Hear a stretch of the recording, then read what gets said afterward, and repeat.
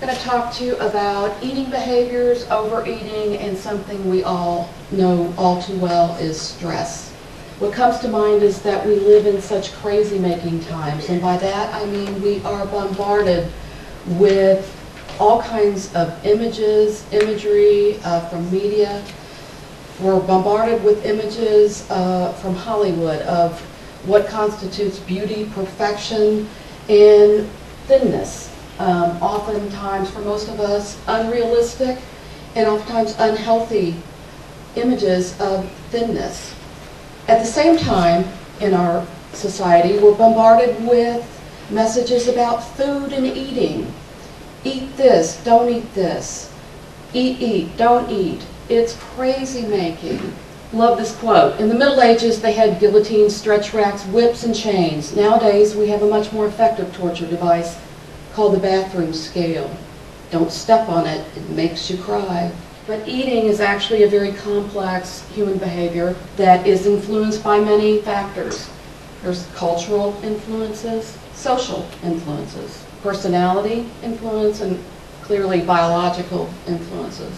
Some of the reasons that we struggle with overeating. In general, our diets are made up of food that is readily available for us. To a large extent, our popular culture decides for us the type of food that we eat.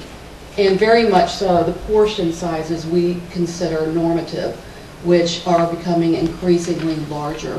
When we talk about overeating and weight gain, we can't help but talk about stress. Emotional states, depression, anxiety, unresolved anger can lead to overeating or binge eating, which sets the stage naturally for weight gain and makes it more difficult to lose weight. Stress is very clearly related to eating and overeating. The research on stress has shown that it seems to affect the different food choices that we make. And a number of studies have shown that physical or emotional distress increases the intake of foods high in fat, sugar, or both. When we're stressed out, we gravitate toward the sweets. Sweets, high in fat and high in sugar. We need to really recognize how difficult it is to successfully lose weight and to maintain that. If hunger is not the problem, then eating is not the solution.